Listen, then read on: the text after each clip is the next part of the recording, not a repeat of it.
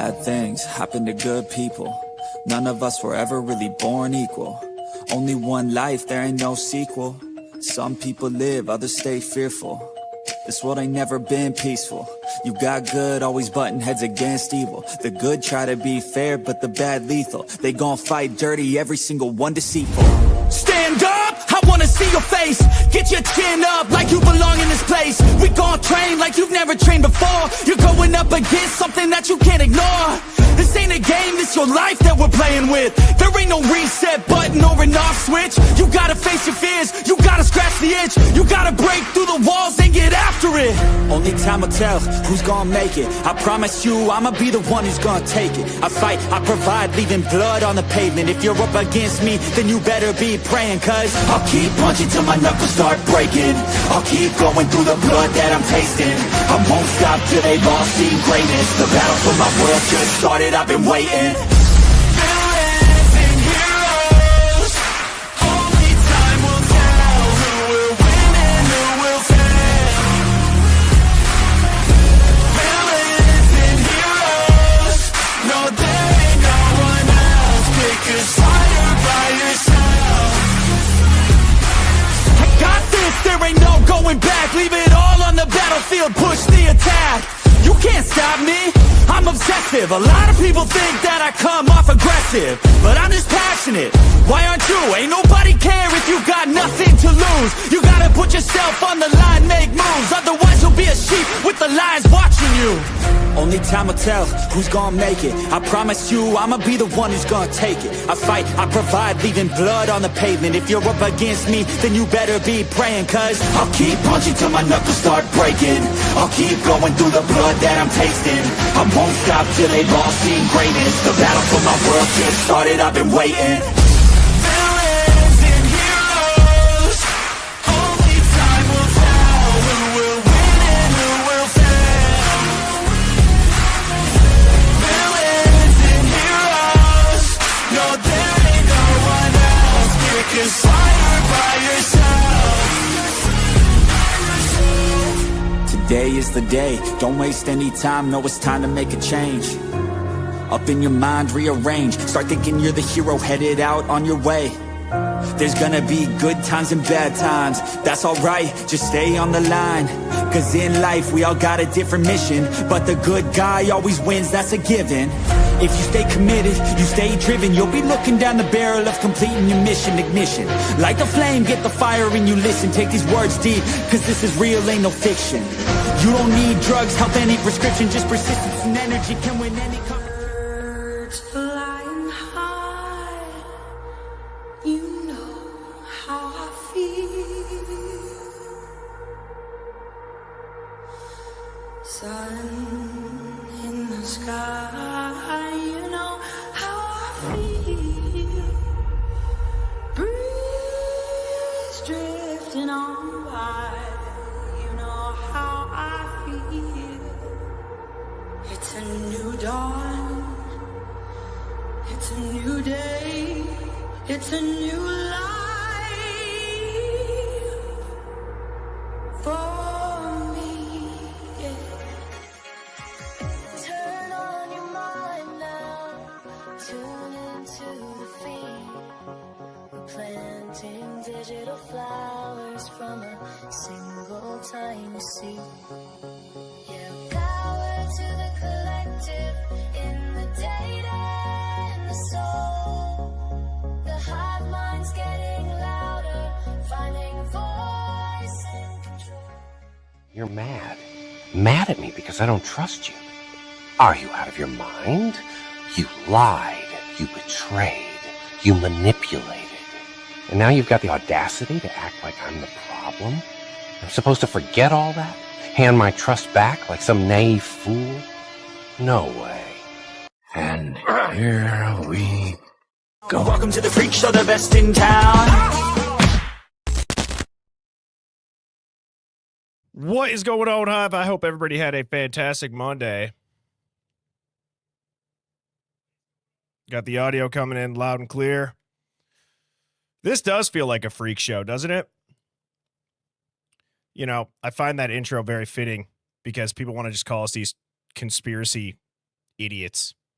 And while, yes, it's nice to time and time again continue to pat ourselves on the back and say, yeah, see, you should have listened to us. You should have pulled your head out of your ass. And we were right. Add another tally mark.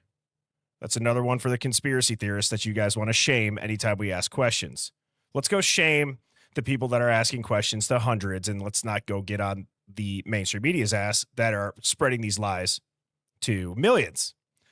And the way that I'm looking at this stream this evening is this isn't just a stream. This is going to be like an exorcism, and we are going to purge propaganda.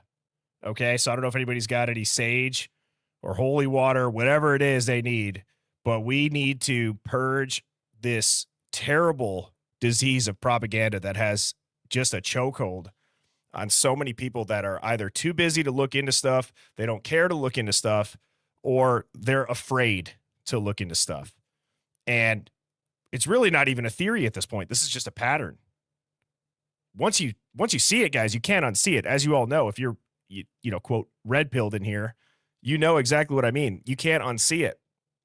And I think tonight, if you combine tonight with what we've been diving into last night, as far as, you know, talking about, there's just no way that this is some socially awkward PhD student who snapped and finally decided to take up his, what do you want to call it? His internal dialogue of, I'm going to go see what it feels like to be a serial killer. No.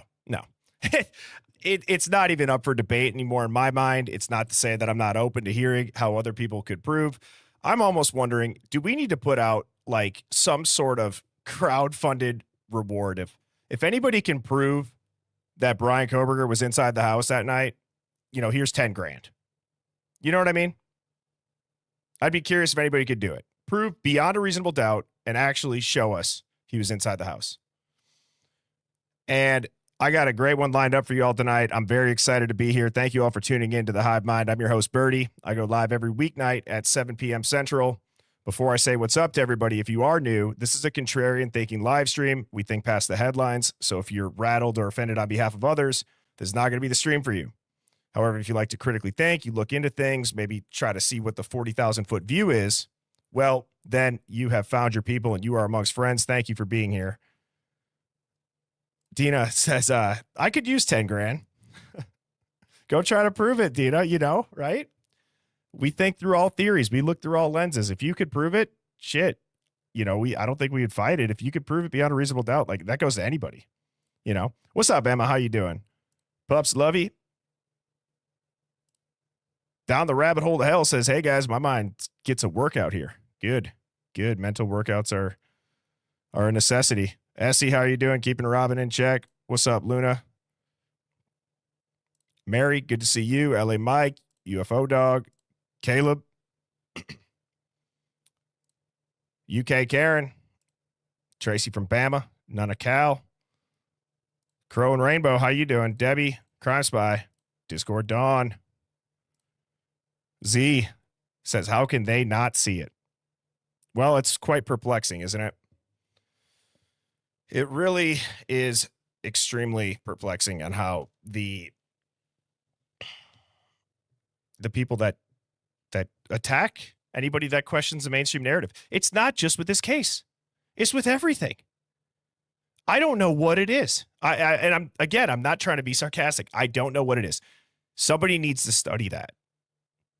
Is it all these Wi-Fi 5G towers that are literally controlling people? Maybe. I could throw my tinfoil hat on for that one. You guys know that I love to do that. But I don't know. I don't know what's going on. This seems rather obvious. Like I said, it's not even a theory. This is just a pattern. What's up, Philly Special? Hurdy-gurdy. Sandra. Rachel, who lives near the ice wall. Savvy Rooster. Chrissy. Chelsea. Crime Spy. I already said what's up. I'll say what's up to you twice. Thrive Off the Grid says, it's mind-blowing. People can't see what we see. Are people really this stupid? It's not that I want to sit up here and degrade or belittle or call anybody names. Although, again, sometimes you have to use a certain intensity when you're talking about these subjects because they like to do that to us. It'd be different if they were like forthcoming in the fact of, hey, I don't know what I don't know.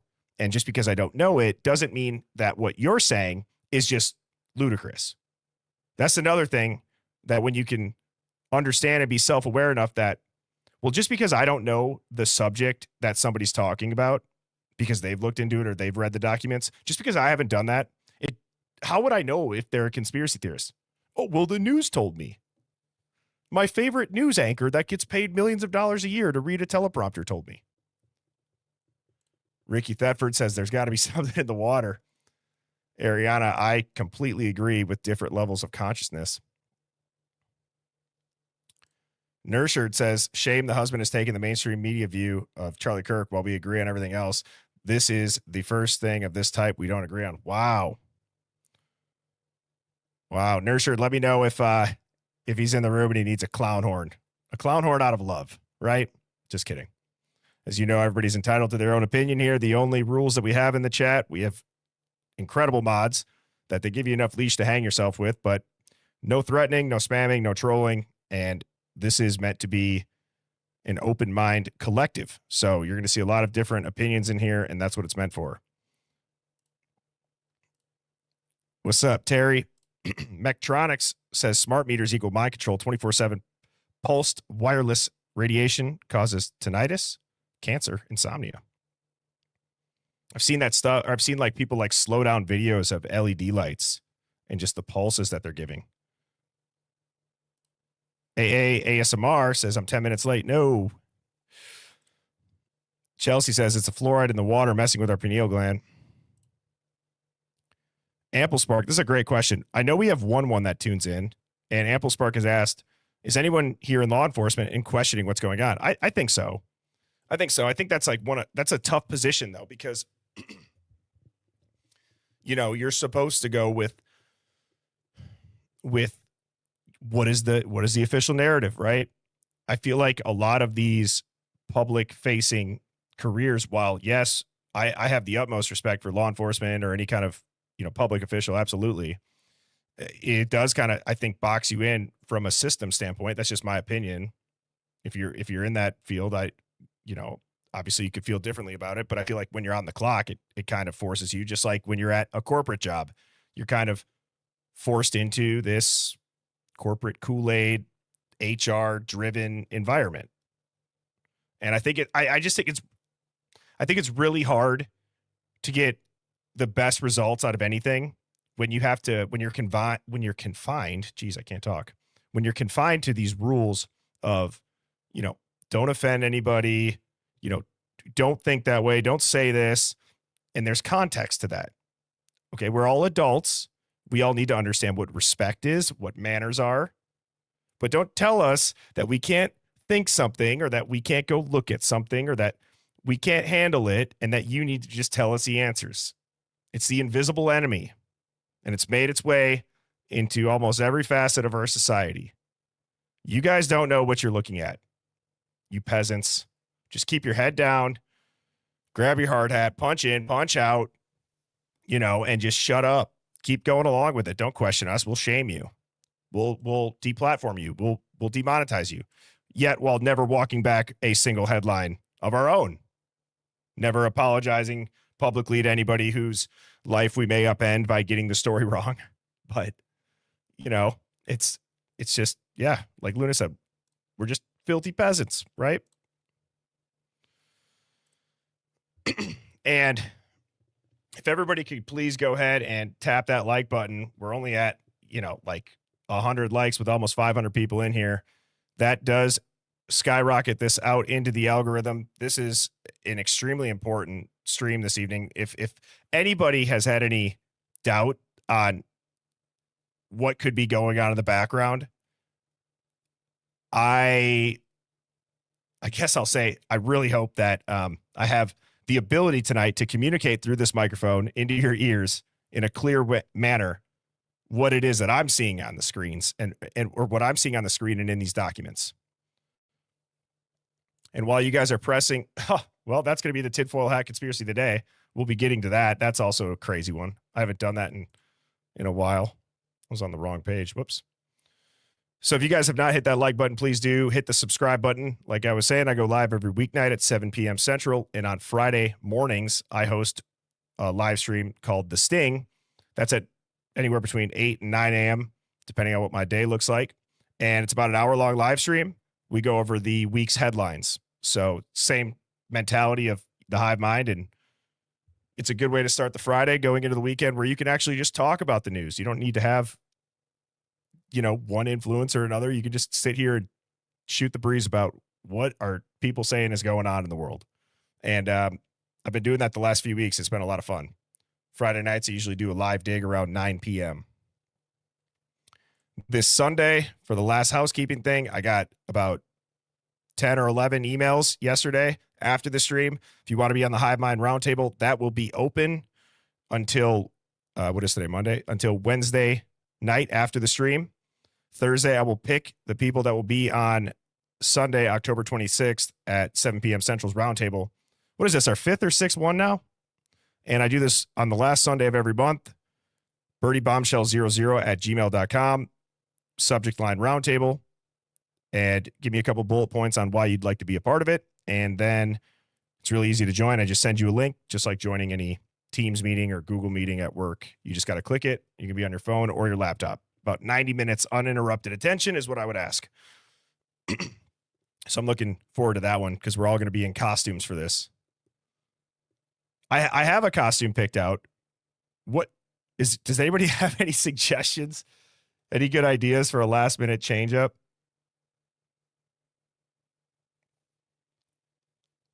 Let's see what people say. Oh yeah, thank you, Sandra. I'm still going strong. Not hitting the nick stick. Feels good. A plague mask. Be a birdie. I just come in a big bird suit, just bright yellow. Bill Thompson. Yeah, that's funny, Sherry. Pickle Rick. Oh yeah, just chewing the velos, but baby steps, right? Be a cop. Oh, that's funny. Okay. One says I need a shotgun for tonight's stream. That's funny.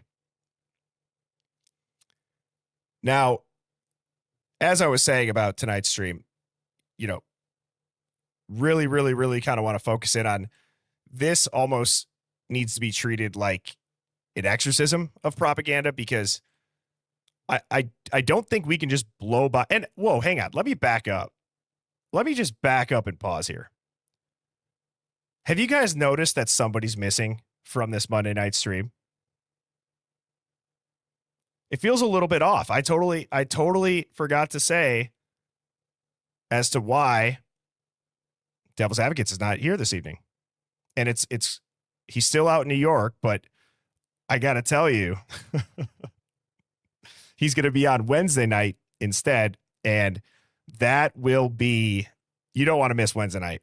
Okay. DA has been in New York, and I feel like he's been a kid in a candy shop. He's experiencing this big city for the first time. He's telling me how he's got these like Comey hot dogs or whatever they're called. And I had texted him. I said, hey, are you good for tonight? Are we on? And I didn't get a text back. And I waited a couple hours. I sent him a double text. I'm like, hey, just let me know. I'm going to assume you're going to be there unless I hear otherwise. Well, he calls me, and I wish I would have recorded this, because if you know DA, okay, so DA calls me. He's on an e-bike in downtown New York, or wherever part of New York City he's in. He's on an e-bike. I can hear the wind gushing by, and he's like yelling over the wind. And then he's like, hey, I got to pull off to the side here. And so I'm like, okay, you're good. He pulls over to the side, and I hear, he's like, oh my God. He's like, I just effed up my leg. He's like, I just smoked it. And then I hear a car horn honking super loud. And I'm just like, oh my God, dude, like, come back in one piece. He doesn't fly out till I think tomorrow night. So he'll be here Wednesday. And I know he's going to have some hilarious stories for us, which will be a good one.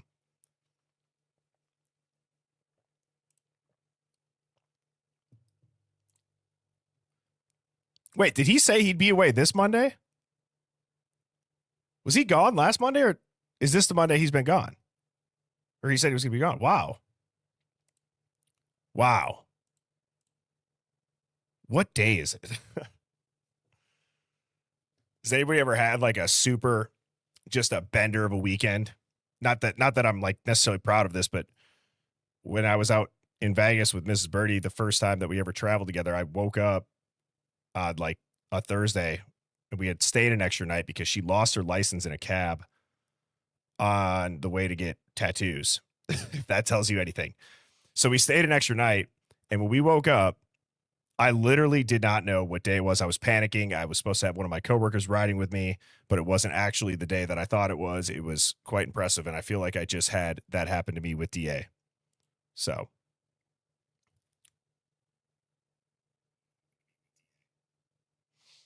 yeah, I don't know if I don't know if DA would have been making it back to his hotel in time anyways this evening. So, all right.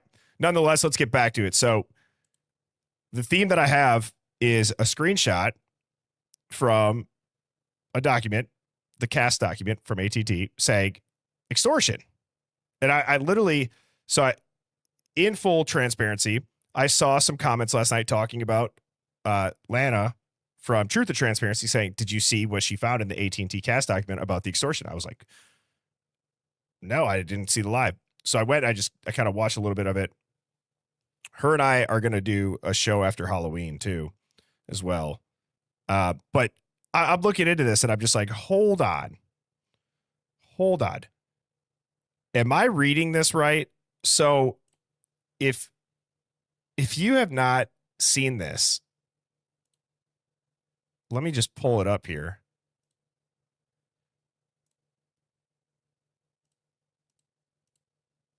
Okay. Now this says case ID. It has the number with cast. Okay. You got Brian Kohberger, the MPD, the 4 victims, and then it says extortion, aggravated or overt threats. So since I saw that comment last night in the chat when I was editing, I have been like, well, what does this mean? What does this mean? Oh, Delaney, was that you that wrote that? I have the screenshot of it. If it's you, yes, I got to give credit to where credit is due for continuing to. Yeah, it was you, Delaney. See, had it circled. Thank you for not giving up. So I did see that, and that's what got me to look into it. And I was just like, holy shit, this is crazy. So, okay. You know how last night, if you had been tuning in, what I was alluding to was that Brian Kohberger's alibi of driving around late at night, while the route that they said, and then releasing the dumpster cam footage, the Linda Lane footage, all the other surveillance that we've seen,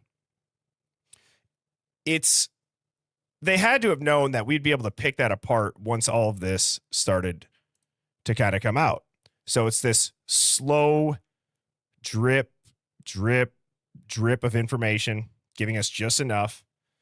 And then I don't know how or why I didn't bring this up last night, because this would have went along with what I was saying when I said, who's to say that Brian Kohberger wasn't driving around late at night on these trafficking or mule roads, and then he gets caught. This is, again, going under the assumption, if we're going to put our tinfoil hats on, or I guess we could just call it a pattern recognition hat, not even a tinfoil hat.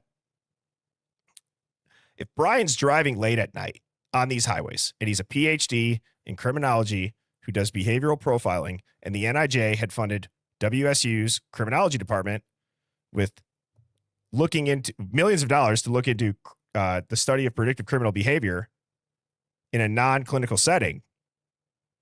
Well, would using data analytics and predictive criminal behavior on roads that people use to traffic drugs or humans or whatever else? Is that not behavioral profiling? Because I believe that it is.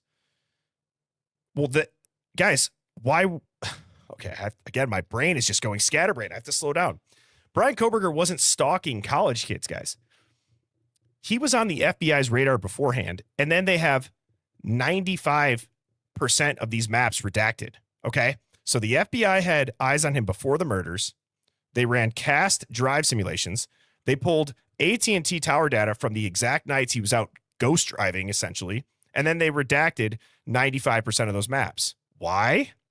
Because if they showed the full picture, you'd realize Brian Kohberger is not the only person being watched. He was either part of a digital trafficking, like what's the word for it? Like I guess you could say like he's tracking. He's being tracked digitally while maybe tracking other people's known routes. Okay, I don't believe that he found King Road by accident. For all we know, with Palantir and all these AI predictive policing programs, he could have been fed into that address by an algorithm or a handler, or it could have just been an effed up feedback loop, honestly, and then shit could have hit the fan. And I just saw a couple of super chats coming. Or Nicole, thank you so much for the super chat. You rock. So Kohberger might not be this monster, because you can't tell me that a guy who is this serial killer obsessed individual who wants to see what it feels like to murder people buys his murder weapon on Amazon, not to mention has this massive brawl apparently with at least one of the victims that we know about, saying how Xana fought like hell, yet Brian comes out unscathed. To come out unscathed while using a K-bar to stab 4 people, just even one time, is a remarkable feat. For all 4 of them to have originally allegedly been asleep, nobody to be woken up by any of the initial attacks until it got to them, and then you have 2 other roommates that apparently God only knows what they heard and saw. Right? They wouldn't let Brian Kohberger, if he was on their radar before surveilling him, they wouldn't let that happen, say that they had his DNA within days, say that they had the car within days, and then wait, 30 days, 31 days, 29 days, whatever it was, and track him across half the country. There is no way that law enforcement would even need to continue to build a case on him at that point. If they had his DNA, they had his car, and he was on their freaking radar before the crimes happened, you're just going to let this guy you know about in a quadruple homicide with a knife? And you could say, oh, maybe they wanted to see if you'd go talk to anybody else. No, that's when you arrest his ass and you put him in a cold room and interrogate the shit out of him. You know what I mean? So what I'm trying to say is Brian Kohberger may not have been a monster or doing anything that should have led people, if we were told the truth about what was going on. He would have never been looked at as a monster. He probably would have been looked at like a burned asset or a burned pawn. And for all we know, this intelligence operation, if that's what they were doing, you know, it just got real. It got too real too fast. And 4 people ended up dying. The feds buried the evidence, and then they called in the mainstream media to just sanitize it.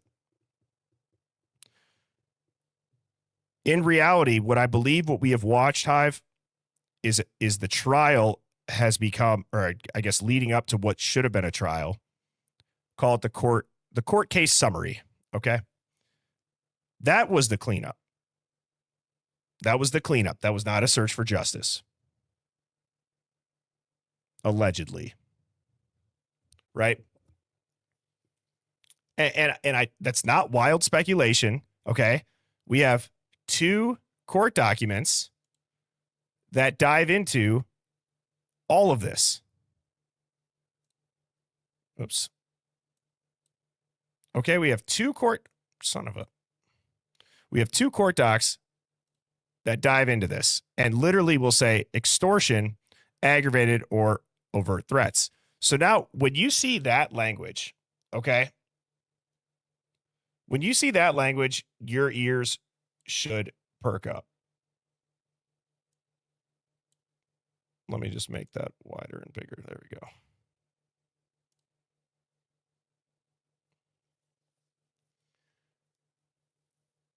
And I'm going to do my best to try to put this all together, but this is huge. It's absolutely huge. It's a nuke in any other theories, in my opinion. In my personal opinion, that statement that is on the screen right there highlighted is it's just crazy. The FBI was tracking Kohberger's phone activity as far back as June of 2022. Okay, that's 5 months before the murders. Cast did a full-blown cell tower drive test reconstruction. They used AT&T data to simulate where Kohberger's phone would connect if he traveled in specific paths. Okay. This includes routes from Washington to Idaho, specifically Pullman, Moscow, and surrounding regions. So here is the document. If you guys want to go and look it up, here's what it is. You can just type in, if you go to where they're the website that they have all the documents on, just do Control F Exhibit 4, and it will be the uppermost Exhibit 4. But here it is. It's Exhibit 4 in support of objection to state's motion in limine, AT&T timing advance records.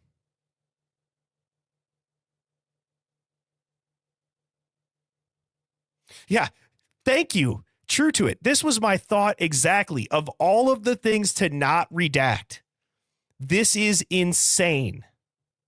This is insane, and I'll make that bigger. Sorry, Christina. There you go.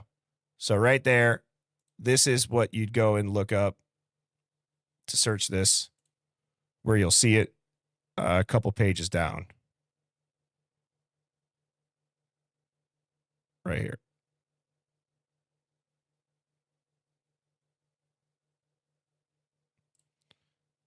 Okay. So I'm going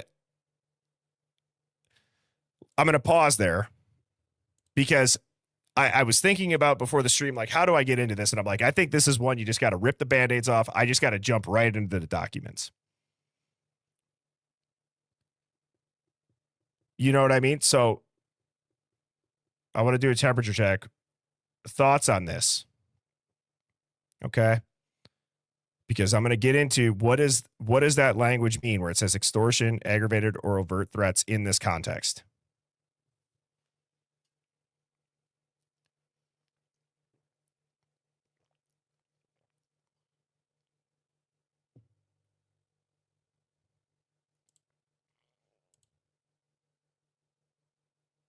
Perfect Harmony says, I thought it was a stretch yesterday, but it seems like it could be a good possibility, though.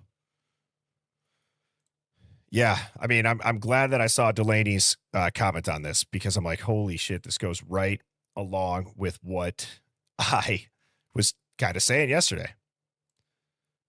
Mectronic says, and then you have that Mowich guy that died of strange injuries, supposedly from a, quote, car wreck on Jay and Bree's channel. It's titled The Revealing 55. Yeah, that's quite a deep dive on that, dude.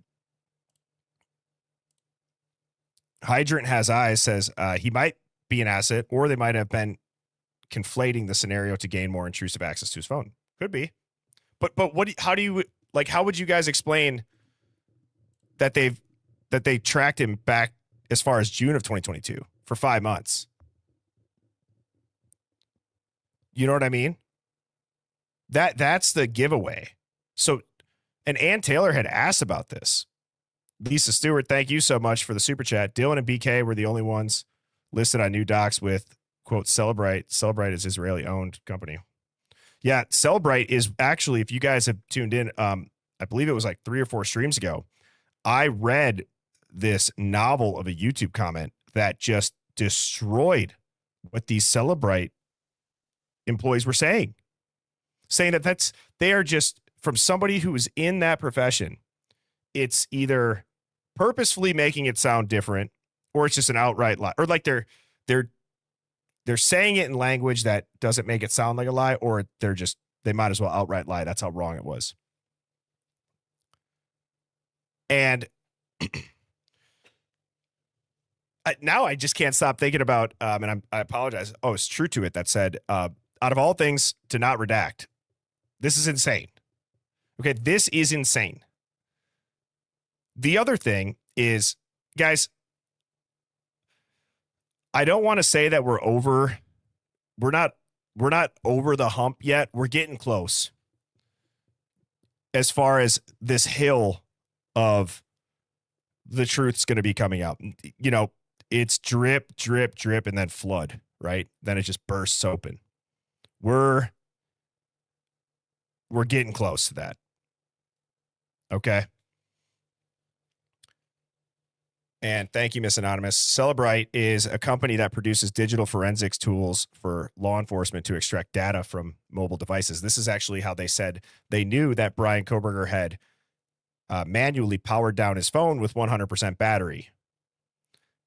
The comment that I read off on YouTube was essentially that somebody left under a YouTube video was essentially saying, yeah, this doesn't make sense for a commercial phone. Think about how many times your battery changes every day. It goes up and down. You plug it into the wall. You plug it into your computer, Apple CarPlay. Why would a commercial phone need to store and remember that? And then she goes into how like Cellebrite and even these phone companies, these updates, if you thought you had it figured out on how you could track that, every little update can tweak what these companies like Cellebrite were able to go in and backlog. So it's quite concerning.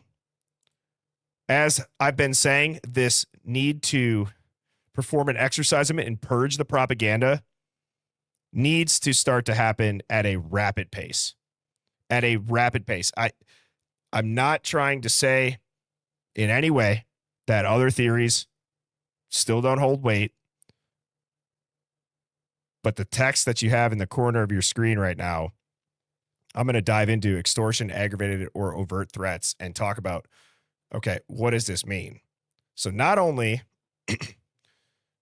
so I'm going to back up a little bit. What does this document tell us? This document tells us that the FBI was tracking Kohberger's phone activity as far back as June of 2022. Okay, so that's 5 months before the murders. This document shows that they did a full-blown cell tower, like test drive reconstruction.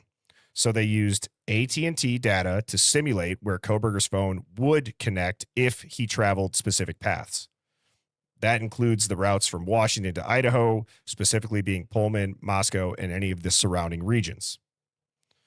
What's wild is that Cy Ray, if you guys remember the defense's witness, he says that the CAS report did not include 95% of the map coverage data. Okay, so 95% of that drive test that they did to reconstruct it, those coverage maps were intentionally omitted. That means that most of the original like signal data it's completely scrubbed. It's irrelevant. And whatever Kohberger's phone did or saw, or, you know, I guess was meant to see, if that's what they're tracking him 5 months before the murders for, it's withheld from the court. That is not an accident, everybody. 100% not an accident. That is absolutely data suppression protocol 101. What's interesting about this entire case, though, is how did they allow Ann Taylor to argue back and forth and kind of bicker about, hey, this is extremely corrupt? Like, how do you not bring in the defense attorney and let them know, hey, Kohberger's under, like, I would be very curious if you're that deep undercover and let's say the FBI chooses to burn you in that deep of an operation. Would they tell your attorney? Or would they just let the attorney? Oh my God. See that? Yes. Okay. So Ellie Mike says they had a gag on her. Right. So, but I would be curious how that works.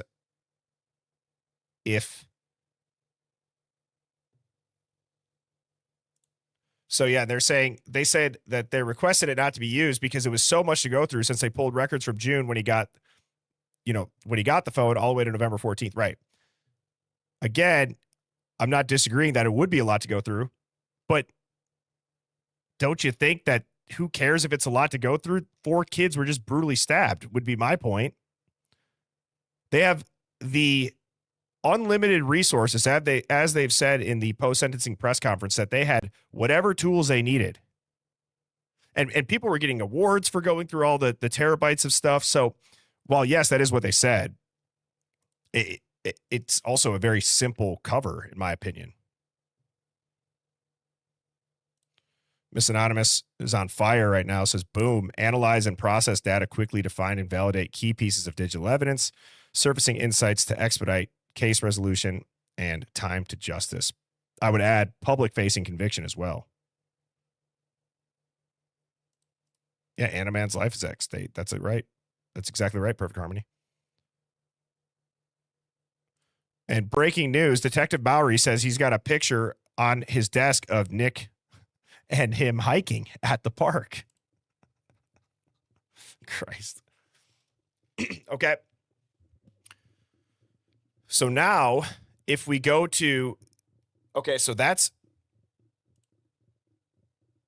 what this first document is essentially talking about. Okay. The order on defendant's motion, in limine, vague, and undisclosed expert testimony. That's with Cy Ray. Okay. Now, this other document, this is the nuke. Okay. This is the payload, everybody.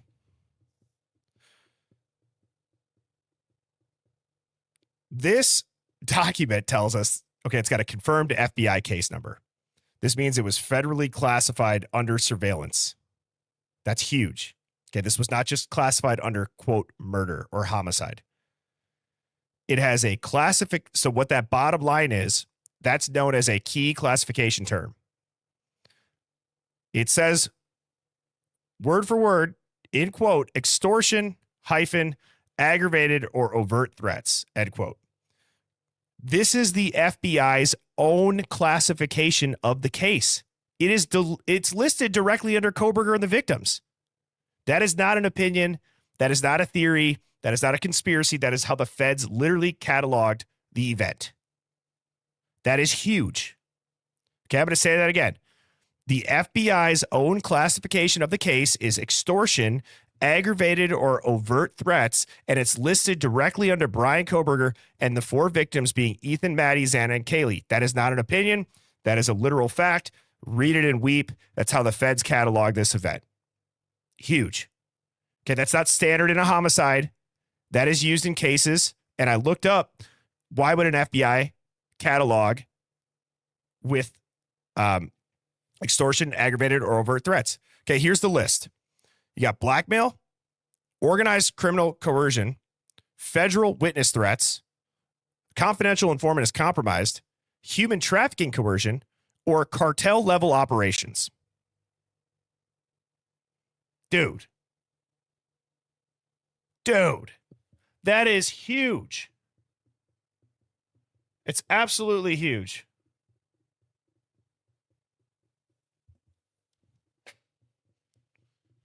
So, like, what do you guys think about that? I can't believe that that is in a document. And I'm so grateful and thankful for Delaney that said she typed that out 4 times and told me about that. And just the timing of it from what I was saying last night is like, Kohberger's alibi might as well just be a damn cover story that if he was working with them, well, yeah, he likes to drive around late at night. Do you guys realize when that alibi came out, how many people probably said, that is so stupid of an alibi. He's just stargazing. And it's like, of all of the things, again, you got the roommate situation, which is a little bit wild and weird, very wild and weird. The way that they connected Kohberger to this crime allegedly is wild and weird. Now you got this in the documents, which is wild and weird. You have all the courtroom behavior from a legal standpoint is extremely wild and weird. You got Bethany fighting a subpoena to come back and testify. Okay. Dylan saw this masked man. Like, everything that would be standard for a homicide is not happening. Standard homicide, lone wolf narrative, creeper incel who wanted to be a serial killer. None of what I just said would ever be in a document. And now you can see it with your own eyes, everybody. And like I said, dude, they cannot stop the truth from coming out. And I would argue they planned it this way. Look at all of the events that have happened since the plea deal. I'm not saying that they're planning these events, but it's just the natural occurring way of the world. The news cycle will get eaten up, and this won't make the news. This will not make the news. So, again, I really want to emphasize this. You guys are going to get sick of me saying this, but for the third time, okay? This is a confirmed FBI case number on the document. Their key classification term is, quote, extortion, aggravated, or overt threats, which is the FBI's own classification of the case that is listed directly under Brian Kohberger, Ethan, Maddie, Xana, and Kaylee. That is how the feds catalog this. That is huge. It's not standard in a homicide. And as I said, it's only used in cases that involve blackmail, organized criminal coercion, federal witness threats, confidential informants being compromised, human trafficking coercion, and cartel level operations. Now, this document also confirms that there was data collected from AT&T and others. We knew that. They were not just focused on Brian's location, though. Okay, this is like the second boom, if I guess you could classify it as that. I believe the reason why they redacted 95% of the map is because they weren't worried about Brian's location. It's a very simple cover-up to hide the real reason why they redacted 95%. And I believe because that would show behavioral consistency on Brian Kohberger's part that could burn other undercover operatives or some other operation going on. So wait, Brian Kohberger likes to drive around late at night, and if they're digitally dragnetting his phone, so they're tracking his phone, they're picking up other phones, whatever it may be, God only knows the technology that these people have. Okay, they're not just going to get Brian's phone bouncing off the tower. They're going to be able to go and look back at all that. You go, oh my God, there's so much data. What if all the data is everybody else that's connected to this shit going out of the Pacific Northwest Highway? That's why there's terabytes of it. That's why there's terabytes of it, guys. And just, they're including cross-reference of Kohberger's movements with known regional activity clusters. And yes, I saw Phoenix's comment too. It's not that much data sent. 270 KB is not much data sent and unclassified in a trial case in that one document. Right. I guess what I'm saying though is all of the data that they're saying they had, I'm like, that just, it seems like, well, yeah, they're going to say a shitload of data in terabytes. So they're like, we can't go through it. You ever wonder like how that's possible to have in such a short period of time? Now, I just want to make it clear what I'm saying is that the FBI is mapping Kohberger's routes and all of his interactions since June of 2022. Exactly when he went out there, which is right in the middle of this funding. And Rachel says, yep, and yet there's no connection to the house or the victims. This behavior is completely pattern matching to some sort of active operation or some known intelligence target. And now this is where I'm going to have a little bit of a tough time trying to explain this. I'm going to say what I think as best as I can. And just for the sake of the rest of this first hour, what I would like to do is have you guys help me kind of put this all together in now, what do we think happened? Because I'm starting to lean towards that these murders, obviously they were never supposed to happen, but I'm really starting to think that this was a collapse of a surveillance operation, terribly. And this was a war. This was a part of a larger war between federal intel trafficking routes, prison gangs, covert threats, as they say, extortion and covert threats, aggravated assault. Like it's all in there. And what the normies, this is why I said it's an exorcism, it's a purge of propaganda, because normies aren't going to know what to do with this. Okay, but they now must face that a document says, I guess let's actually start with their baseline. What is their baseline? Because let's see if they can even reconcile with anything outside the narrative. But Brian Kohberger, PhD student, right? He was trading in predictive behavior and digital forensics. He's obsessed with case studies. He loved to profile data analysis, right? We all know the story of Brian Kohberger. He was living in Pullman, which is right along the US 95 corridor, which is a known trafficking route from Mexico to Canada. He likes to drive late at night. And they now have to face that it is exactly like what a behavioral field asset would do for the FBI. They tracked him for 5 months. They used cast drive tests to simulate how his phone would interact with towers at precise rural locations. This is extremely rural of an area. They labeled the investigation as extortion and aggravated threats. And again, they've withheld 95% of the tower mapping data from court, which everybody wants to discredit Cy. Well, those people are clown punchers. And if anybody has an in with Cy or his email, please let me know. I'd love to get Cy here on this stream. That's been brought up a couple of times. I mean, this would just be bombshell to go over with him. I mean, this would be epic. And what better place to do it than in the Hive, where he's not going to get attacked. People are going to be curious. People have open minds here. So that would be epic. Oh yeah, Atlanta does. That's right. Okay. Thank you for the reminder on that. So again, this entire document just proves that Kohberger was on the Fed's radar before the murders. The crime zone, I guess you could call it, was digitally mapped and it was being watched. The murders occurred in that grid. The survivors were handled like protected witnesses. Then the data gets scrubbed, redacted, and sanitized through the mainstream narrative. That is not what happens in a normal murder case. So, I think they were mapping trafficking routes. I think they were using this PhD kid as an asset to track the movements. And for all we know, these students that ended up getting targeted, along with what their parents had done, they could have just been embedded as low-level CIs, and then something goes wrong. Nobody, and why the cover-up then? Well, because if these 4 students were killed on campus where a digital dragnet by the FBI was happening, the blowback would be insane. Okay?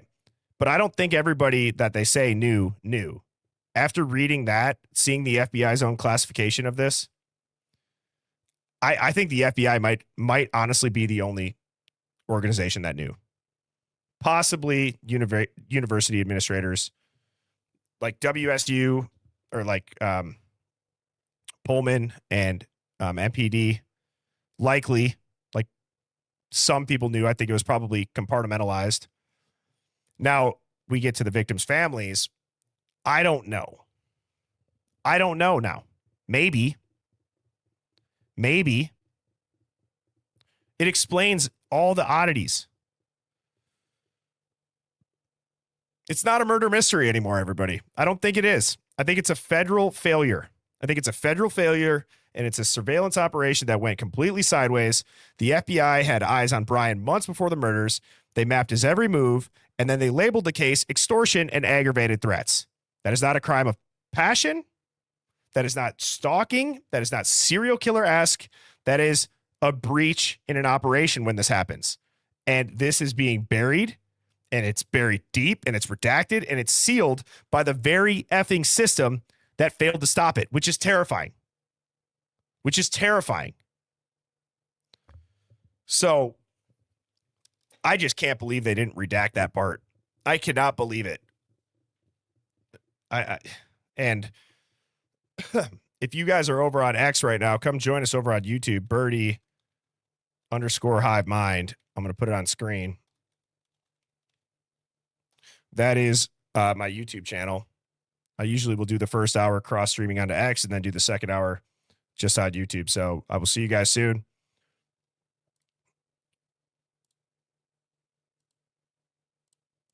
All right. We are now just streaming here in the Hive on YouTube. Okay, guys, let me I want to hear your thoughts. I really kind of just dove in right there. I wanted to make sure that I was thorough with that. And I really wanted to reemphasize that again. This is the FBI's own classification of what had happened and what they're saying this was under Kohberger's name and the victims' names. It's insane.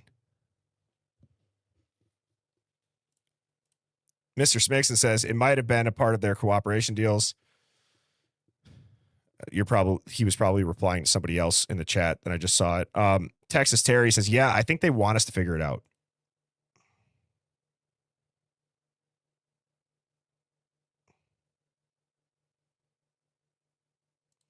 So Jaded Blue Darling says, wait, so what is BK's involvement exactly?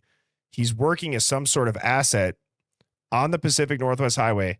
Okay, he's a PhD student who studies criminology that does behavioral profiling. They redacted 95% of his movements, tracking him 5 months before the murders. They then tracked him off of the Pacific Northwest Highway. I'd be curious if the route he took with his father to go to Pennsylvania is along another trafficking corridor. And they can do what's called a digital dragnet, which is what essentially like they're looking at every device that could possibly be his, bouncing off these towers, going all the way back. But at the end of the day, guys, they're tracking Brian Kohberger 5 months before the murders. They then let him, after apparently having his DNA right away, according to Middleman at Othram and Mrs. Chapin, they had his car right away, according to Steve G in the victim impact statements. They just let this guy who they tracked for 5 months and then committed these quadruple murders. And then for 30 days, he just got to roam around and go about his life and grocery shop and not look like he's concerned at all. No, see, that to me says that this is an operation or he's in on it. And not in on it from he went and did it. The feds messed up. Well, Jojo, I now believe that we can answer this question. Very, very prominent question that I see a lot. Well, then Birdie, why is he in prison? Is he just playing a role? Well, I have to now go back and reassess one of my questions that I had said yesterday in my intro, which is, does anybody else think it's weird that this case has been over? Brian's been arrested for so long, yet they're still releasing this information. And then they're releasing, these prison complaints. They're leaking footage of him in prison. And now I start to wonder, because that's weird, right? That is very weird. He's so guilty. It's so Loctite. Why does the news care to continue to push that narrative? Maybe to convince us that his ass is in prison. See, they leaked a video and the person retired or they quit and they didn't get any charges held against him either. It all lines up. Every single thing that's weird about it has a logical answer when it comes to they are convincing us of a story. Don't look at the evidence, everybody. Believe the story. And that is a warning to everybody. Reasonable doubt is a guardrail in our justice system. It is not a loophole. So I don't know. They could have been strategic. And Kelly said that why didn't they get him right away? That's what I'm saying. You're right. Why didn't they get him right away? Well, are they using the information that they have to go try to get the real people? Were the real people already dead? I mean, I got to say, Pavarotti has put out this video about Mowich, and the day after he died, literally the next day, everyone goes, why is an MPD having a press conference? So some guy that might be an alt-perp goes and gets into a car wreck, but then he goes to the ICU. The nurses see right through it. They call the FBI and say that it might be in relation to the Idaho 4 murders. Okay, well, then that guy wasn't going to make it. He dies. The next day, they hold the press conference, and they tell people it's a targeted attack. You're not in any danger. Well, how would they know? It blew the press's minds. And that's why they didn't need to get Brian right away. And then they realized, oh, shit, we're going to need a public-facing conviction.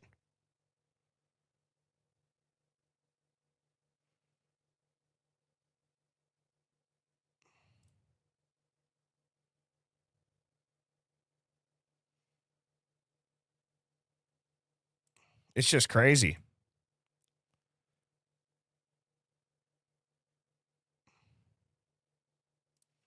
Yeah, guys, this is, see, here's where I don't know what to make of it.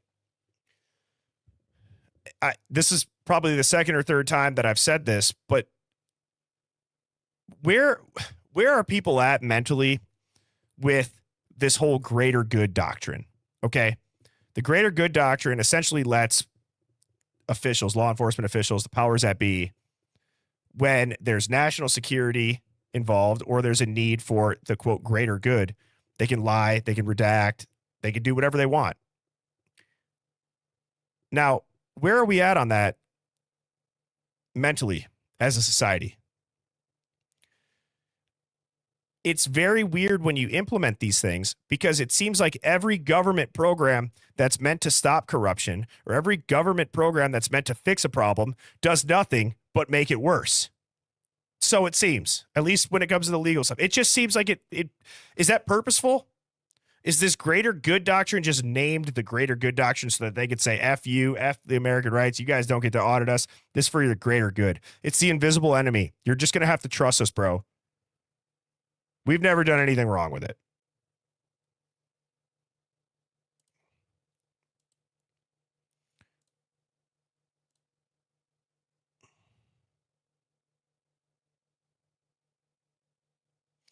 And guys, I'm telling you, there are interviews.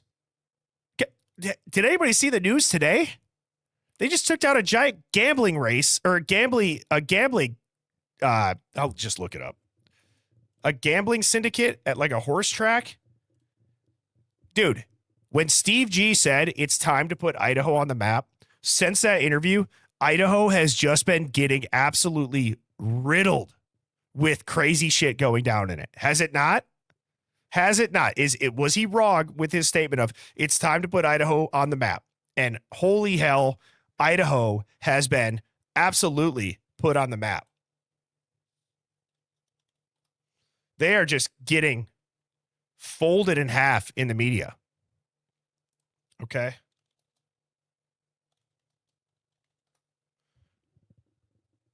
Yeah, this was 4 hours ago. They actually found the guy running the gambling syndicate inside of a porta-potty. The gambling ring, the suspect is dragged from a porta-potty. Let's enjoy this, shall we? Del baño.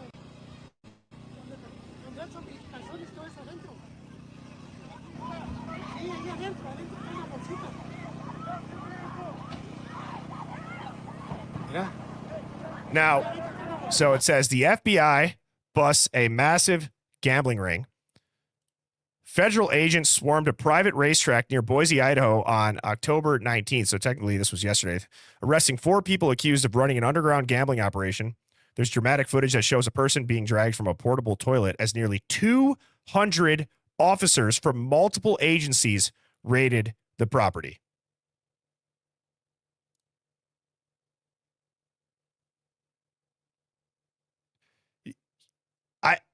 I don't even know what I would do. Boys, at least let me wipe. Christ. Okay, you caught me. You caught me on the horse racing that's illegal.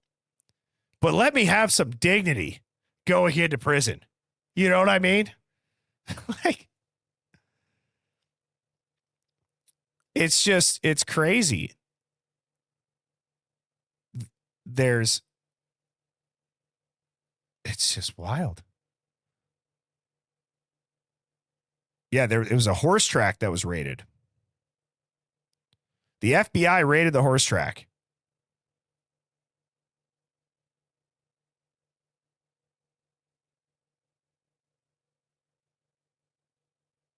Wow. That's pretty crazy. And that had been going on for months. So, oh, that's a weird coincidence.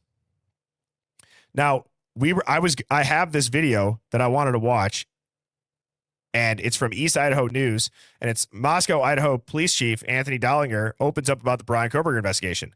So I'm going to load this up.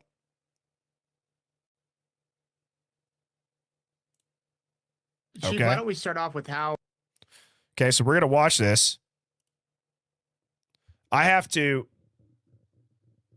take a leak. The second hour, we're gonna be breaking this down. I'm gonna be diving into the chat, diving with the hive, as some people like to say, and I will be back in about a minute. So BRB, and let me just go ahead and put this on up. I can't go back to you, my friend. Don't even ask. Don't play pretend. You know you left me lonely, I could tell them the whole story. It may take a couple hours, I've got time, let's get the chat to how could I explain the situation. Man, it's so damn complicated, where do I start, where do I end? I should go back to bed, I'm going back to all the basics, teaching myself now how to erase it. It's like learning a whole new language, and I'm afraid, too scared to face it. I just want consistent clarity, but all my thoughts destroying me. Some peace of mind is all I need, give peace to all of my family. I can't go back to you, my friend. Don't even ask, don't play pretend. You think you are everything I need, but I gotta leave.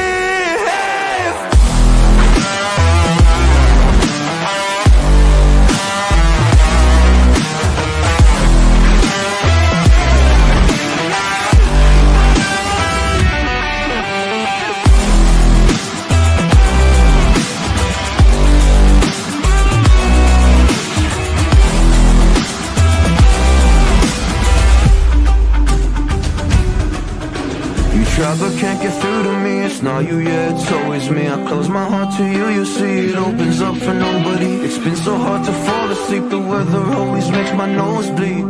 Makes my nose bleed, it's so hard to believe that one day I'll feel peace. I want control over my life, I want that driver's seat. Yeah, it's not you that I need, you push me down when I'm weak. You were never there for me, go pick up your keys and leave. I can't go back to you, my friend. Don't even ask, don't play pretend. You think you're everything I need, but I gotta live.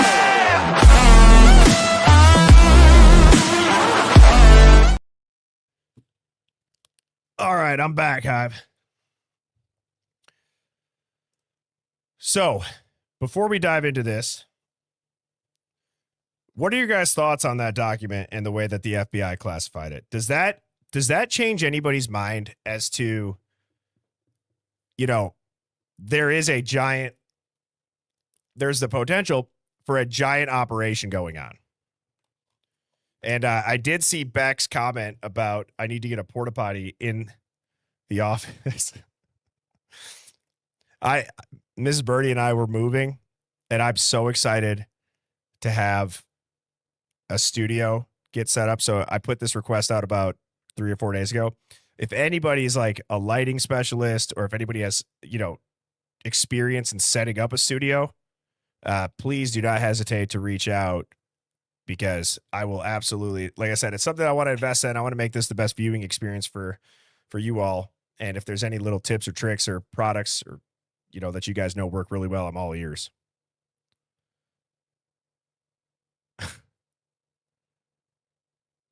Yeah, Gatorade bottle might work too, Brian Todd said. Yes.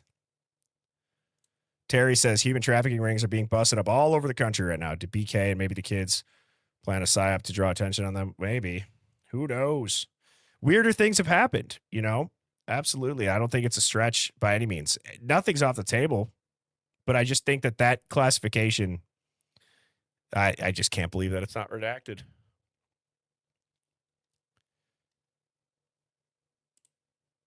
Guys, a guy has to take a leak. You lose a few hundred people out of here. Sorry about that. I need that Gatorade bottle, huh?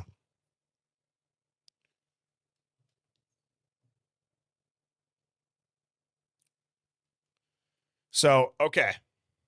Let's go ahead and watch this. I didn't see too many people necessarily share their thoughts. Wait, what happened? What is that about? Robin Jones says, stop exaggerating about POV. It's not a big deal. What does that mean? Wolfpack says, Choctaw Love is a former law enforcement and also thinks BK is a Fed. Not going to wear Depends.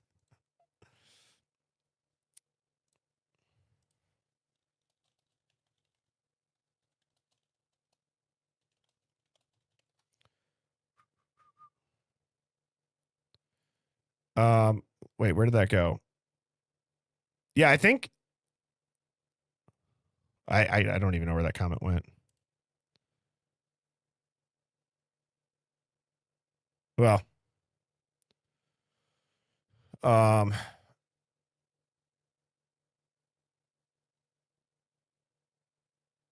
all right, let's go ahead. Let's watch this. But I just saw somebody ask, I think it was Sherry.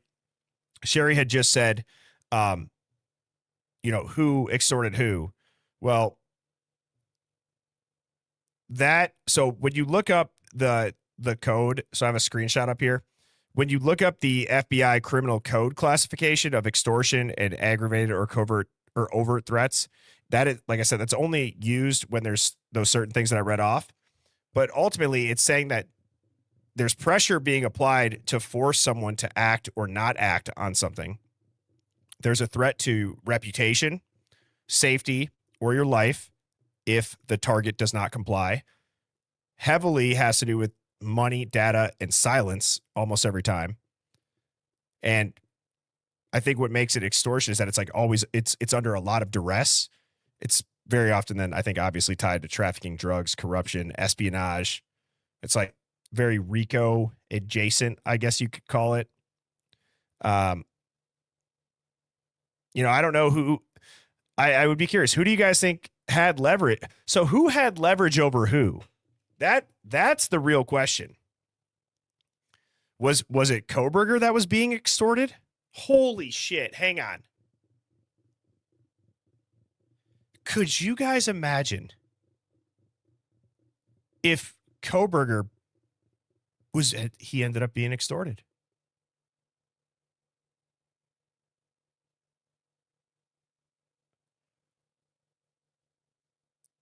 Wow. So as people have theorized, Kohberger found something out during his studies or on his surveillance runs. He could have, what if Kohberger did catch wind of some sort of operation that is tied to the university? And then he gets pressured. Don't talk, don't dig. You're not even supposed to see this. Or the threat of, if you do this, your life, your career is over. He would become the fall guy in an operation way too big to expose. Wow. How many people have heard the rumors that he uncovered something he wasn't supposed to?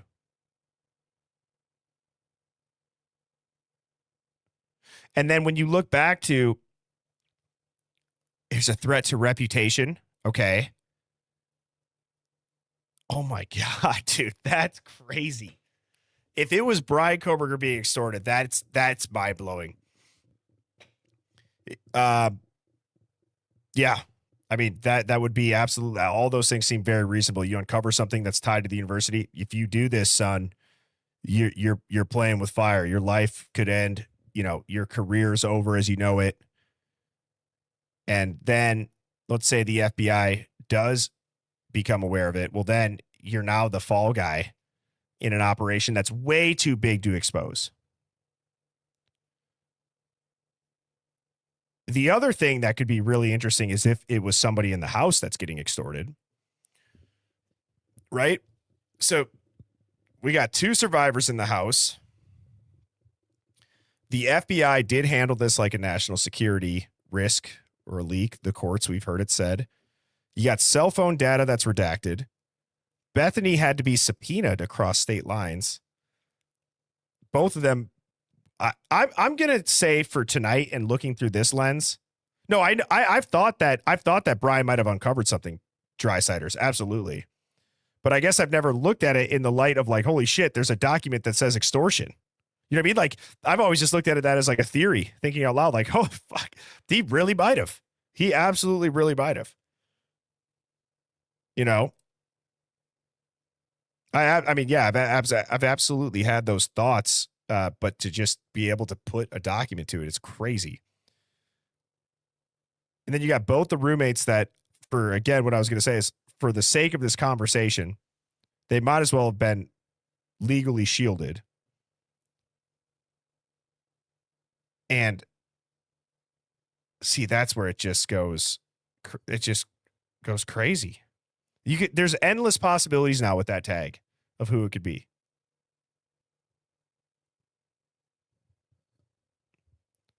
What, right? Who is doing the extorting? Guys, I don't think it's some small fry. Think of the level of press and the level of resources that got put on this case. This isn't just some nobody that's putting pressure on whoever it was that was being extorted. Or if it was one of the families, as Sass and Turkey says. Yeah, right. I don't know if we're ever going to know who was being extorted. Isn't it a little bit weird? Also, the possibilities of who could have possibly been being extorted. Well, then, now this is where my head goes back to witness protection. What are the odds that all of these kids choose to live in the same house and they all have these different avenues of where you could point to of who's being extorted for what? Well, that sounds a lot like, why don't we put all these people that need handlers that need to be protected in one area so we don't got to spread ourselves too thin? We know they're all right here. Wow, dude. I mean, guys, obviously, I've thought so deep on all these theories. We all have. I'm just shocked that it took me this long to see that document, or that I can't believe that I just by chance saw Delaney's comment last night about that. That is the FBI's own classification of a case. That is, I mean, is anybody doubting that document though? Or is it just hard for people to wrap their head around? Type of 1 if you're doubting it, type of 2 if it's just hard for you to wrap your head around. Because I don't think that they would put that as their key classification term with the suspect and the 4 victims and then have that right underneath it. I think for me, it's just hard to wrap my head around. Like, I can't believe that there actually is documentation of that. And then you have to ask, if you doubt it, what is there to doubt? Texas Terry just says, I doubt everything. Well,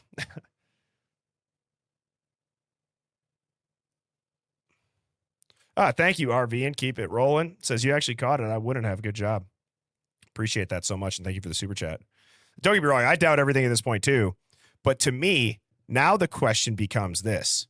As True to It said, out of all things that they redact, they're blurring these kids' faces still. And we all know what they look like, who they are. But that doesn't have a thick black line through it. That's not redacted. Now you have to ask yourself, we got to go down this path with caution, okay? We got to pump the brakes a little bit. Is this misdirection? Or is this just a huge effing mistake? Or was it purposefully released? It ain't a typo. There's no way that's a typo. There's no way that's a typo. And really, if you think about it, the risk of them releasing this at this point, I mean, let's just call a spade a spade. You know, I don't know if,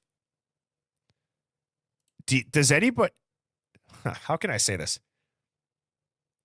I'm trying to figure out how to ask the question of, like, let's say that this comes out and there's some grand reveal, which if you've ever dove into like the conspiracy aspects of the world and being red pilled, there's never a big reveal. Everybody wants this big reveal. But if you look into it, you typically are able to figure it out. Okay. Let's just hypothetically say there is this massive reveal and that they come out and they say, this was a huge ongoing operation. Brian Kohberger's innocent. I would bet, I would make a bet that, let's just say that I was privy to that information first before anybody else in the world knew it. And let's say that I put it out on TikTok or I put it out here. And let's say it's coming. These people are not lying to me and it's coming directly from the source's mouth at the head of the FBI. You got Kash Patel somehow tells me this. There's still going to be people that call me an asshole for victim shaming or something. Right? That's how terrible this propaganda, and I guess how effective it is. These people would lose their mind on me for saying, guys, they've just admitted that it's an FBI operation. They're going to be like, Birdie's lying. Birdie's lying.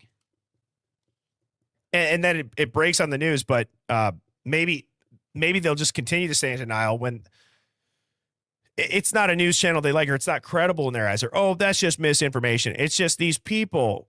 Guys, I'm diving into this now for no other reason other than just like, I've put so much damn time and effort trying to figure out what the hell happened that I can't get off this case until I feel like everything that would be a bombshell is released. Okay. I see people mentioning Olivia's name.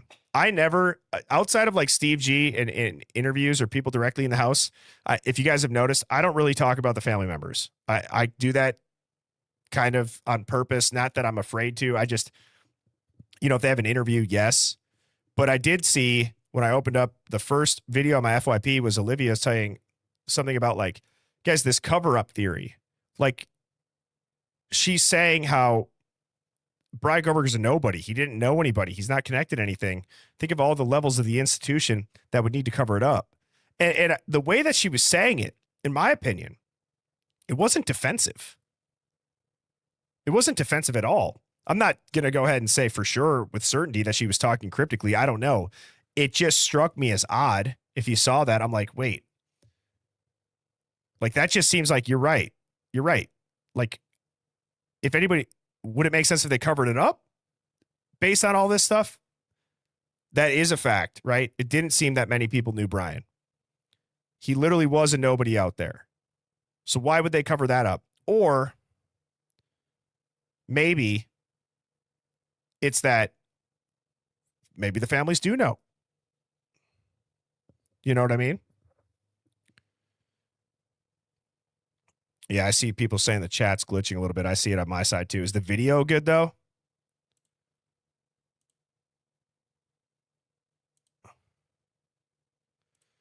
Yeah, my what's my FBI agent's name again? They're in here somewhere. I'm convinced I have two of them in the chat.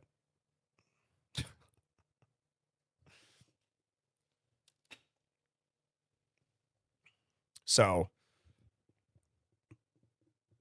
I just think it's for sure that Kohberger is working for someone. Absolutely. Now let me pull up this video here.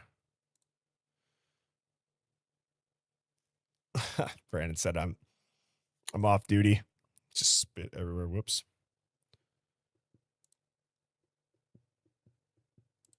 Beck's been my FBI agent this whole time.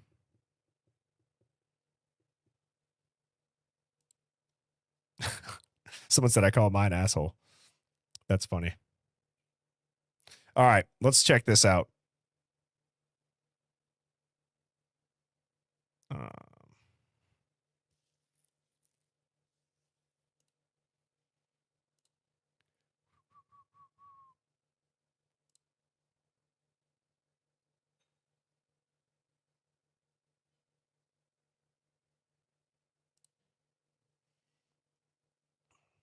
Chief, why don't we start off with how is the feeling now, I guess, with you and your team, the fact that the case has come to an end, plea agreements done, and now the Brian Kohberger is in prison for life? Yeah, it's still a bit surreal. It's starting to sink in slowly that we've kind of come to the end of this conclusion. And, for some, obviously, it's never going to end. The families involved in this and the loss of their loved ones will never go away. But we are excited that the outcome is finished and that he is being held accountable for his crimes. What type of, toll does this take on a smaller department, a case like this? I mean, what type of resources and manpower does it take to have suddenly this massive case that not only is it big for your community and the families, but the whole world is watching? Yeah, I mean, certainly we are a relatively small agency. It's all hands on deck when a major event like this happens. And of course, as we've explained to everyone, we couldn't have done it without our partners in the FBI, the Idaho State Police, Pennsylvania State Police, and all the personnel that came to our aid to help us through that investigation. It was truly a team effort, and it was a wonderful thing to be a part of is in that regard. What would you say has been kind of the biggest thing you've learned during this case? The biggest thing, are you talking about specifically the investigation? Okay. That pause is comical. That pause is absolutely comical to then repeat the question of to clarify. I mean, it's a very broad question. He could have almost gone in any damn direction with it. He's like stunned. He's just stunned. In that regard. What would you say has been kind of the biggest thing you've learned during this case? The biggest thing, are you talking about specifically the investigation? Yeah, with the investigation. You know, I guess from an agency standpoint, when we're talking about lessons learned, one area that we were a bit deficient was our preparation for our communications with the media and the public. We, you know, again, small agency, smaller town, didn't expect this to ever happen here, but then for it to turn into an international. I am so sick. Guys, that's got to be like some PR media expert came in and gave a damn TED talk to the entire town of Idaho, or the entire state of Idaho. Nothing happens like that here. It seems like everything happens there. Absolutely everything happens there. Idaho's now on the map. Steve G called it, just like he called the fact that we're going to use a family lineage company right from the jump. It's remarkable, isn't it? It seems so planned out that's their narrative talking point. It really does. Oops. Event in the media was completely off our radar. So we were ill-equipped for preparing and being able to handle that right out the gate. And again, we relied heavily on our partners who came to our aid in that regard as well and helped us to get that under control and move forward. It was a big lesson learned there. Now, Chief, correct me if I'm wrong, your predecessor retired a few years ago, right after this case broke, right? Chief Fry retired, let's see, it would have been right after the case April broke. of 24. Oh, okay. Yep. And what were you doing before that? Were you with the department? Yes, I was, at the time of this event, I was the captain over our services division. Okay. And did you always want to be a police chief? Is this something that you had aspired to, or is it something that you've thought, oh, I'll put my name in, or did they ask you to do it, the city? Yeah, you know, throughout my career, from day one, I've never aspired that someday I will be a chief. I never had that kind of a mindset. It's just throughout my career, opportunities came available, and I felt that I could be more impactful and help my agency and help my community better in different areas. And so when this opportunity came around, I thought to myself, the very same thing I've asked myself every time I promoted is this the right time for me? Am I the right person for the job? Do I feel like I can be impactful? Can I make a difference? Can I make improvements where I feel they need to be made? And the answers were yes to many of those questions. And so I was approached by our city mayor about my potential for the position, and I accepted his appointment. And luckily the city council also agreed with him, and that's how I got in the position I am now. Were you at all a little apprehensive or nervous knowing that this was such a big case, that you're now the leader of the department as this is getting ready to go to trial? Absolutely. You know, not only that, but just being the leader of an agency. So obviously this is a little bit older, but I just think it's interesting to go back and listen to stuff. And this is about a month, 2 months ago, probably. I believe it is. Let me just double check that. Yeah, 2 months ago. An agency is quite a daunting task, and I was wondering whether or not I was completely ready for it. But you know, I think what assisted me in that way was the fact that I was a part of the command staff during this incident. I was heavily involved from day one throughout the investigation and helping Chief Fry push the agency through and lead through this incident. So I felt like that did give me some experience to prepare me for the future. Chief, do you remember the day that you guys got the call? Like, were you working that day? Can you kind of walk me through what your initial involvement was with when this whole case broke? Yeah, it was a Sunday. I was at home. I was actually sitting on my couch watching a little television. I was preparing to leave within an hour or so to go to a friend's birthday celebration. And my phone rang. I saw it was work. And of course, you know, when you're a command staff and you get a phone call on the weekend, it's usually not something great. But never expected to hear on the other end of the line what I heard, that we had not only had a homicide, but it was a quadruple homicide. And my initial reaction was one of a bit of disbelief. And but you know, when a call comes in like that, we just get ready and we go in. And like I said, small agency like us, it was every hand on deck. And so I changed my clothes and went right to the scene. Wow. And you've been working on it every day since. Yep. So when those initial days of the investigation, you're obviously gathering evidence, trying to figure out what happened. Was it what was the feeling like, the fact that you didn't have a suspect right away, that you couldn't get the suspect, and that it wasn't known to you know, it wasn't an obvious answer as to who did this? Miss Maggie hit the nail on the head. I wanted to be chief because nothing happens in Moscow. Top dog. That's hilarious.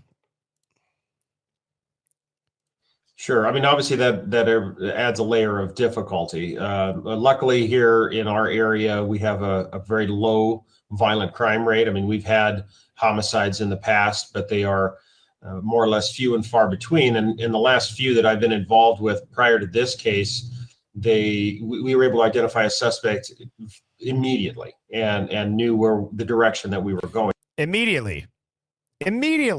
That doesn't sound like the suspect was identified immediately. And if you have a suspect for a stabbing, you can't tell me that it's normal procedure or protocol to not bring them in for questioning for a month. Right? Immediately. They found the DNA immediately. They had his car immediately. They had a suspect immediately. No, you didn't, bro. So certainly this one was a bit different because it was at the onset a whodunit. And we were starting from literally ground zero. And were you? Because you had Kohberger surveilled for 5 months beforehand. Knew where the direction that we were going. So certainly this one was a bit different because it was at the onset a whodunit. And we were starting from literally ground zero and working our way through the investigation. So it definitely added a layer of complexity that we hadn't had. I would imagine the other complex thing is when tips start pouring in, I'm sure the majority of them mean to be helpful, but they might not be. But then you also get ones that are completely far out there from different people. How do you as an agency sort through all those to find the valid ones versus the ones that you don't need to spend any time on? Yeah, so our procedure for the tips that came in during this incident, again, leaning on our partners at the FBI, utilizing some of their strategies on that and their analysts. So we would receive those tips. They would come in, they would be parsed out to different investigators to then scroll through them and look at the legitimacy or potential legitimacy of them. Because as you said, some of them were quite far out there and you know. Oh, is it quite far out there now that we've seen the FBI's literal own classification that talk about how Brian Kohberger being the suspect, the 4 names of the victims, is extortion? Is that far out there that you guys might have known about Brian Kohberger? He was working for you for 5 months going back to June of 2022, and that this could have gone terribly wrong underneath your watch? Or it's a very sophisticated operation that you're trying to make sure that while it's ongoing, nobody finds out that you're investigating, and then you just decide to lie to the public for whatever reason. Again, either something went wrong or you're going to use this as a narrative psyop and you're just going to hijack it. Something that maybe didn't need follow-up, but that was part of the process, looking at which ones that we needed to prioritize, which ones we needed to act upon immediately, which ones we could maybe wait a little while. And then each one of those were divvied out to a different investigator to do follow-up on, whether that's an interview or looking at getting some data or whatnot, and just processing each one as they came through that way. Do you remember where you were when you learned that you guys might have a suspect and he's in Pennsylvania? Yes, I will remember that day for a very long time. I was here working at the police department, and my role during the investigation was primarily in communications. The second day of this incident, the prior chief delegated me as the public information officer, so I took that role on as a primary, in addition to my other duties as the services commander. But we worked very closely with the investigators, certainly on the status of the case. And so when we learned that we had a potential suspect, it was exciting. I bet. And then when you find out how they got him, as far as tying it to the case, what was your thought knowing that, the DNA tracing him to the garbage can and all that, that maybe, 15, 20 years ago, that technology may not have been able to do that, even sooner than that, actually? Yeah, it actually was a huge piece of evidence, certainly in this case. No shit. It was the lynchpin. It's the only piece of evidence. Chief? Our investigators have continually said that we believe even if we didn't have that DNA evidence, that we were on the right track and we would have eventually found him either way. However, that certainly was a gigantic piece of evidence that led us to him quickly, or much more quickly than other potential routes. So it was wonderful to have that. When we learned that we had all those puzzle pieces coming together, one of the last pieces of the puzzle was the DNA match. It just all started to make sense. The last piece of the puzzle coming together was the DNA match, although the FBI told them to use it as a tip. Okay, the FBI told them just use this as a tip, and then they proceeded to build the entire damn case around it. Jesus H. And so it really picked up steam, and we moved forward very quickly. Do you believe that there might be still more evidence out there that hasn't been found or will never be found? Like the knife? Well, certainly. I mean, this case, we never found the weapon that was utilized, the knife that was utilized. So that is somewhere in existence. And I don't know if we'll ever find it. Certainly, if we get any kind of information where we could follow up and try to find that item, we would love to do that. But other than that, yeah, I don't know if we're going to have much else to go on. Translation: we're not looking for it. You guys got to understand, this is 2 months ago. And he goes, yeah, maybe we'll still find it. Really? You expect us to believe that you still might be looking for it and finding it? No. We'll just translate that for you. Maybe for people that are over fluoridated, here's the translation. Guys, they're not looking. They never planned on looking. And I would argue they might have never looked. Do you think there may have been another knife too? All the evidence showed from the investigation that we were dealing with one singular knife. Okay, one singular weapon. Mm-hmm. When you learned that he wanted to do a plea agreement. Oh God, I don't want to keep pausing it, but now I can't, because this little at the end, this is just hilarious. This little noise he makes. Investigation that we were dealing with one singular knife. Okay, one singular weapon. Mm-hmm.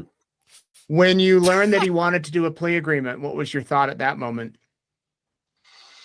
Yeah, just in my experience in law enforcement, I always know that is a possibility in any case, those things to come up. In this particular case, as we got closer and closer to trial, that the idea of that happening was beginning to fade in my mind. But when I heard that was on the table and that things were progressing in that way,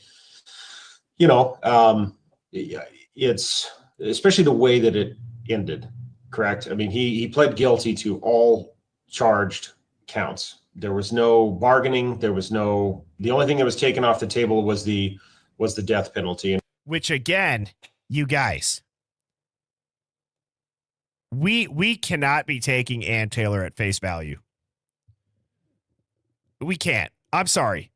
If we, throughout the process of this case, have been able to dive into things, learn things, uncover things, show it with this, while she had access to all of this stuff, there's no way that Ann Taylor, like they're smiling at each other in the plea hearing. They're literally smiling. There's that infamous photo of them smiling at each other. You know, it has to be. Quite frankly, as Prosecutor Bill Thompson has said, in a way, he still got the death penalty because now he will spend the rest of his life and he will die in prison. And so as far as an outcome goes, I was very much in support of it. So you can take that one of two ways. You can take that at face value. Okay. Here's the way that I see it. I want to make sure I point this out. Oh, thank you, RV, and keep it rolling. Keep her moving. It says, Birdie, why don't you have members? You know, I've been asked that a lot of times, and it's just not something that I'm considering doing right now. Way down the road, who knows? I feel like I'm new to the platform. I transferred over here from TikTok. Not to say that I couldn't do it, but I don't want anybody to ever have like a roadblock for, joining a live or hearing information. It's not a anti-membership thing. Down the road, maybe, but these streams, the 7 p.m. Hive, that'll always stay free. I'll never charge for that. So, I appreciate everybody asking me that. And if there's, something else that I decide to do, it wouldn't ever be the 7 p.m. No way. That is for the collective. That's for everybody to come in here. And I think that it's powerful to have people come in and have no reason to not come in and have an open mind, and, so I appreciate the super chat too. And that's the other thing too. Like I don't know. I genuinely enjoy doing this. I want you all to know that. So, my point that I was going to make now about him saying he's going to die in prison. One of the things that I think is odd is how often that has been mentioned since this plea deal has happened. I mean, you have pretty much, let's just call a spade again. The G's are damn near inciting rape and murder of Brian Kohberger with big D's inside these prison walls, and that he might have gotten A's and B's in schools, but there are some D's waiting for him behind those prison walls. Okay, that's weird. That is a very weird thing to say. I'm not saying that a parent of a murder victim doesn't have the right to think that, but I don't know. People have their opinions on that. I'll tend with Ali Benevento, who worked on the Murdoch case, that said that was the most disgusting behavior in a court she's ever seen. Now, there's been reports and articles of Brian Kohberger's losing control. He might even commit suicide. And then you got Chief Dollinger saying he's going to die in prison. I mean, are they narrative planting? Guys, Brian Kohberger, I hate to be the Debbie Downer. I'm not trying to blackmail anybody, but if that was an operation where there's extraction and overt threats, Brian Kohberger is going to die in prison. The Brian Kohberger that we know. I mean that. There's no way dude is walking out as this post-convicted relief if that was a giant operation. You know what I mean? Yeah. And LA Mike says, he might not even be in prison. Maybe that's why they're leaking footage. Has there ever been another prisoner video leaked like that on such a high profile crime? Has there been? I don't know. Right. And County Sheep says, doesn't everybody who gets life in prison die in prison? Right. That's what I mean. Like, he's saying there's no chance of post-conviction relief. He's going to die there. He will spend the rest of his life there. Or you can think he's going to die in prison. He's just telling us, yeah, we're going to report that someone murdered him.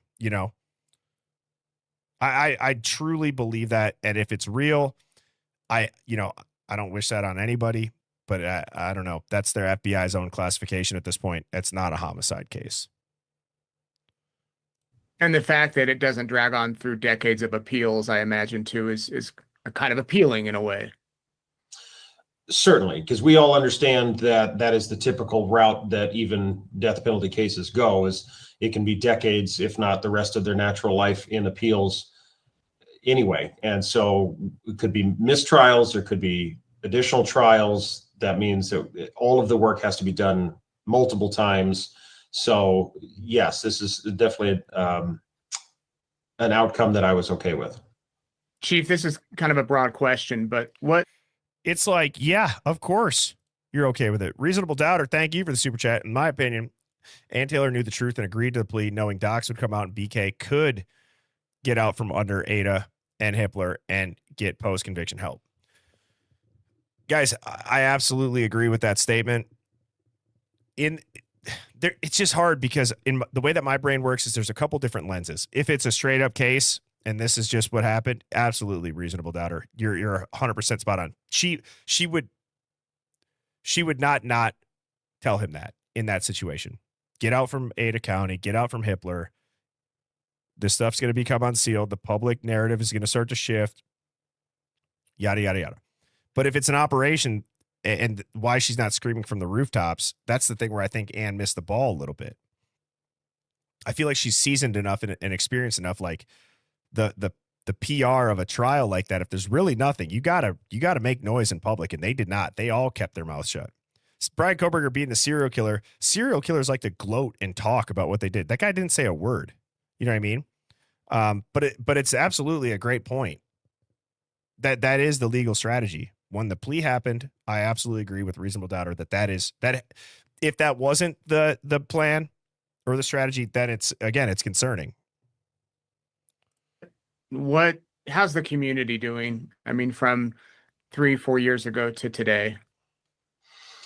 Well, I mean, this is a scar that'll never heal. It'll be a part of our history forever. I don't think it'll define us by any means, but it definitely... It's not going to define you because you got all this other crazy shit happening. You got sniper attacks on firefighters for deliberately set fire. You got a guy getting drug out of a porta-potty for running an illegal horse racing track. Yeah, you're right. People, you might not be known for that, but you might be known for just a portal to hell. Hit home. We are a smaller town. We're a smaller agency. We're a pretty tight-knit community. And all in all, I think it did. It unified us and it made us stronger. Throughout this investigation, I've said it before that the support from the community was amazing. While the greater world was maybe not looking on us in the most favorable light, our community here in Moscow had our backs, and they were supportive, and they were giving us phone calls and letters and endless streams of food to the police department that all of our investigators were able to just go downstairs, and there was always food in our break room. They could grab a bite to eat and get right back to work. It very much lifted our spirits and helped us keep moving forward. So my hope is now that this is relatively over, that we can. Relatively over?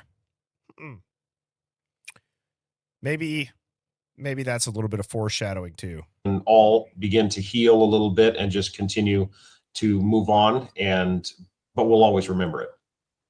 For other police agencies that are about your size, smaller agencies that might be somewhere in the world, if something like this, heaven forbid, hopefully it doesn't, happens to them though, what advice would you give to that chief?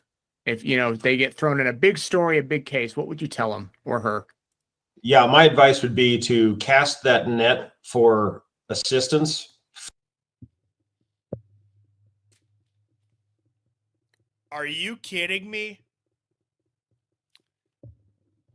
Now that is a weird ass coincidence. I did not pick this video because I didn't even know that he said that. We're just talking about the cast documents.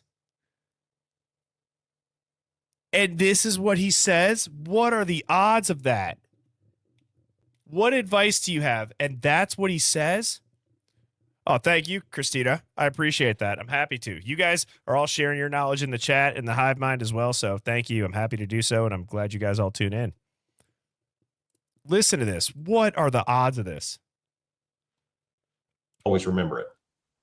For other police agencies that are about your size, smaller agencies that might be somewhere in the world, if something like this, heaven forbid, hopefully it doesn't, happens to them though, what advice would you give to that chief? If they get thrown in a big story, a big case, what would you tell him or her?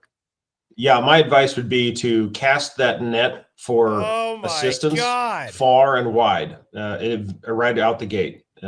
Cast the net far and wide. That is the document that the FBI has the extortion and overt threats key classification next to Kohberger's and the victims' names. Are you shitting me? Cast the net far and wide. Wow. I can't even believe that just happened. What are the chances that we picked this video and it says that? Advice would you give to that chief? If, they get thrown in a big story, a big case, what would you tell him or her? Yeah, my advice would be to cast that net for assistance far and wide, right out the gate. Don't wait. It is much easier to have all the resources come in and begin working on things and then start parsing those down or paring those down as needed versus trying to ask for aid the further that you get along. So cast that net for aid wide and far initially.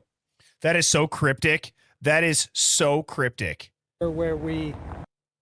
I cannot believe that just happened. He says it weird.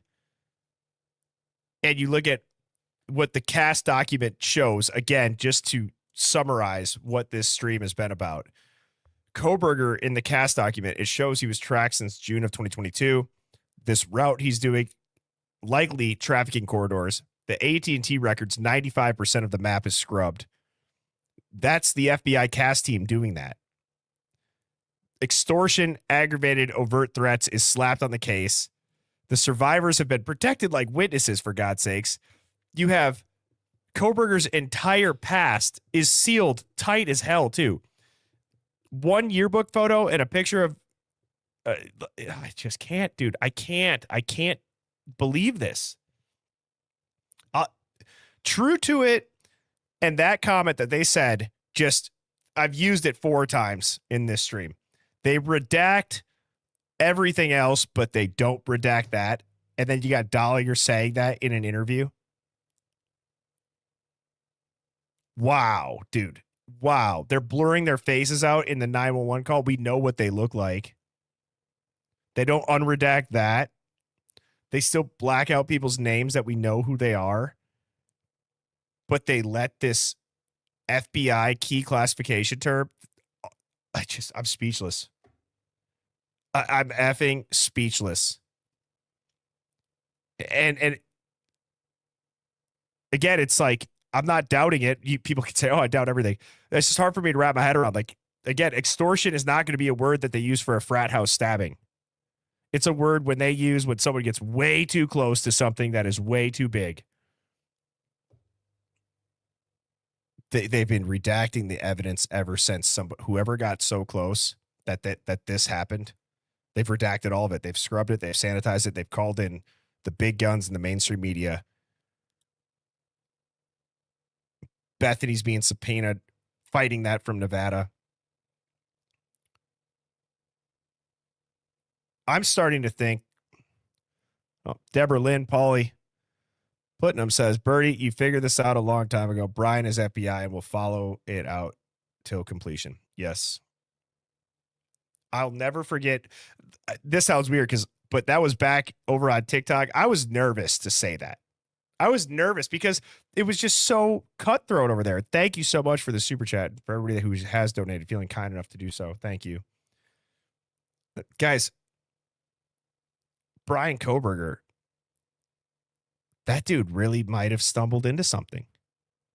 Brian Kohberger might have been the one being extorted. What better way to protect somebody who just burned down an entire system and is now being extorted with overt threats than to just put his face everywhere, put him in prison. Nobody knows what's going to happen. They seal and redact everything.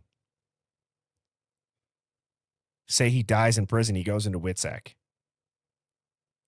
These are sophisticated operations ran by extremely smart people. Like I said, they might come off as dumbasses in the media.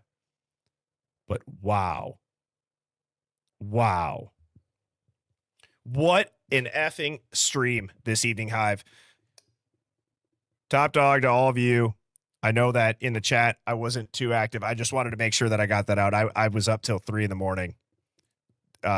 Looking this up, just trying to find it in Lana's video, and then going and finding the documents, screenshotting, getting this prepared. I mean, you guys rock. Thank you so much for tuning in.